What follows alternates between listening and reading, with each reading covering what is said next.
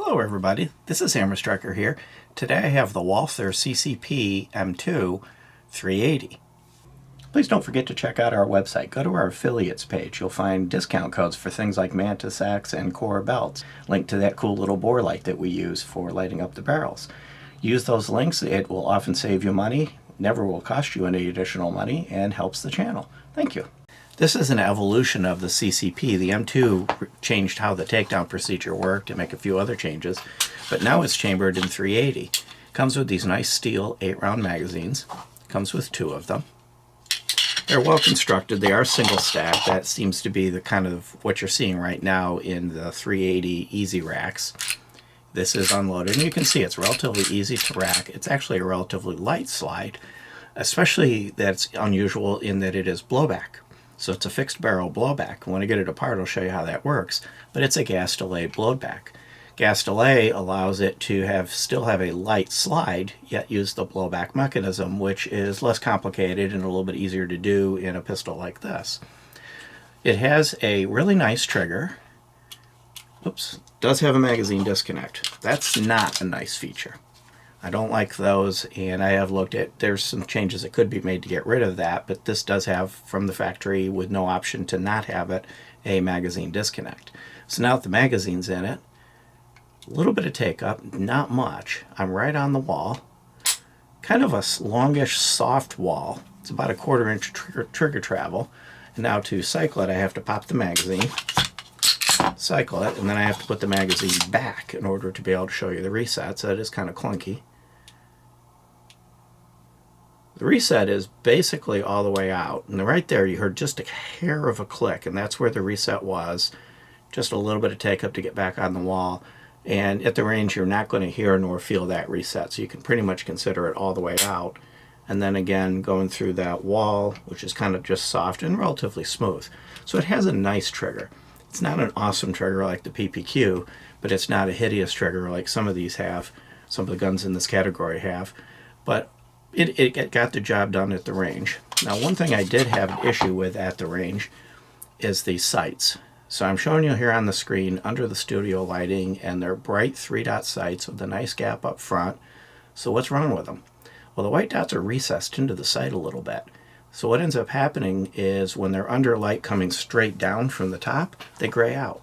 So it was actually relatively difficult to see the sights, and it affected the ability to pull tight groups with it, especially when it's out there in front of you at arm's length as opposed to zoomed in from the camera.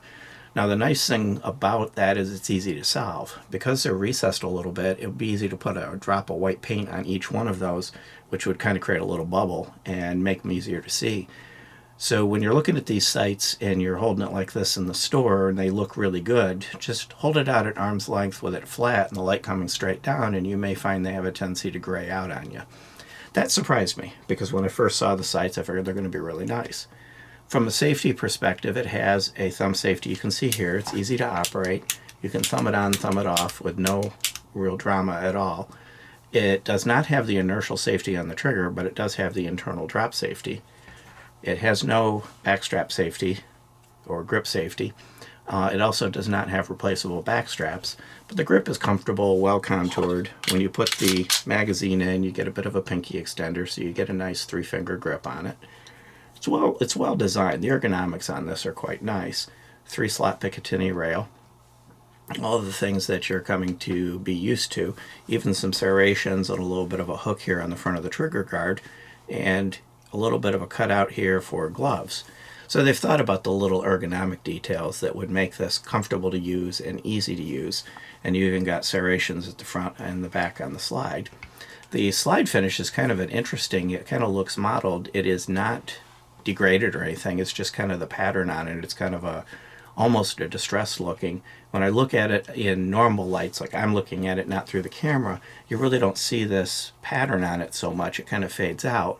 But when the camera zooms in on it, it kind of has this almost distressed looking finish. Can't tell if that's Cerakote or just the like a bare coating on the alloy that the slide is made of. It is a nice looking gun, but that does kind of look weird. It's almost like it's dirty under the studio lights, but it really doesn't look it doesn't look bad. It's kind of a matte finish. I do actually suspect it's Cerakote because they're available in multiple colors of both the slide and the grip. Now from a dimensional standpoint, it's 6.41 inches front to back. It's 5.12 inches tall with the magazine in it, and it's 1.18 inch thick. It looks a little bit thicker than it is. It's a fairly thin pistol. It has a slide stop slide release and safety on one side only, so there is no slide stop slide release on the other side. It does have a cocked indicator, so I'm going to pull the magazine, cycle it, put the magazine back, and you'll see there's a red indicator, and then when I pull the trigger, that indicator goes away. So if you look down at it while it's in your holster, or if it's in your hand out in front of you, you can clearly see whether it's cocked or not. And this interesting little setup here will be part of the takedown procedure when I get there. It weighs 19.4 ounces, so it's relatively light, and it's not ridiculously large. I'm going to kind of set it up here on its end, and I'm going to bring in a Smith & Wesson 380 EZ, which is another popular pistol in this category. And you'll see the heights are close. The front of the pinky extender on the CCP is a little taller, but the back ends, it's actually a little shorter. You'll see that the CCP is just a hair shorter in length than the EZ. So it's comparable to other guns in this category from a size perspective. So now let's talk about takedown. So you have to pull the magazine, of course you would clear it. To take it down on the original and pull the trigger. Oh yeah, so I got to put the magazine back in. After I clear it, pull the trigger. That's a little bit on the clunky side. I would like it without that magazine disconnect. In the original first generation 9mm CCPs, you needed a tool to push this in. It was really clunky, and you almost needed to have three hands. They got rid of that, so both the 9mm and the 380 version of it now use this new method where you push this in with your finger, no tool required, and then pull this over, this little slide thing over, which is easy to, it's serrated so it's easy to get, and then this arm pops out of the back. Now the manual is actually pretty poor. It's almost like a horrible translation from another language, and which is not usual for Walther. Walther's manuals are usually pretty good. So it almost implies you need to pull this completely out. Don't. This is actually attached to the entire striker assembly. I think the only thing you want to make sure of is that it's free, so that as you pull the slide back, but you have to pull the slide back and up, that it doesn't snag and get twisted or bent. Then the slide comes off. You have the, I'll do the frame first. So as I mentioned, it's fixed barrel, and it's well machined, nice and clean in here. There's really not much going on. You have the fire control group at the back, the fixed barrel at the front, and I'm going to turn it. You can see that bottom channel at the bottom down here, right below my finger.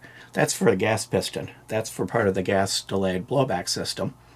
And the barrel is well constructed, well machined, conventional rifling. So they've done a good job there, and with the fixed barrel it doesn't move at all. And if I flip it back around the other side, it has a nicely polished integrated feed ramp. See if I can get the camera to focus on it. It's trying to focus on that thing at the back. There it goes. It's a nicely polished feed ramp. It's not a mirror polish, but it's a really well done, basically machine polish. I didn't have any feeding problems with this. Actually, I had no functional problems with this at all. The recoil spring, it's the same at both ends, and that fits over the barrel like that. And then you have the slide, which is very light. It's an alloy of some sort. There's the piston right here by my thumb for the drop safety. You can pull the striker out, and what you do is you pull it out to this point, push the drop safety with your thumb or a tool, and you can pull the striker out to clean it. When you go to put it back, you push the drop safety again and puts it back in. It's also a good way to make sure the drop safety is actually working. And this piston is the gas piston that's part of the gas delayed blowback. And the way this whole thing works is when you fire it, the recoil from the cartridge is trying to push the slide open. There's a gas port in the chamber. I'll try to show you that. It may be tough to show you. And that gas port, while the bullet is still in the barrel, is pressurizing this piston and pushing the slide forward. So you got one force trying to open it, one force trying to close it, and that keeps it from opening prematurely. Once the bullet leaves the barrel, pressure rapidly drops on the piston, so the piston loses the ability to hold the slide closed. It cycles and does its thing. And we did find it to be reliable. And with the gas delayed system, it should be a little bit more tolerant of variations in ammunition pressures. it shouldn't be as picky as some blowbacks can be. This does make it a little bit clunky to put back together, but it's not insurmountable. One other thing I'll show you, if I can get some light in here and get it to the right angle, you can see this mechanism right here by my finger.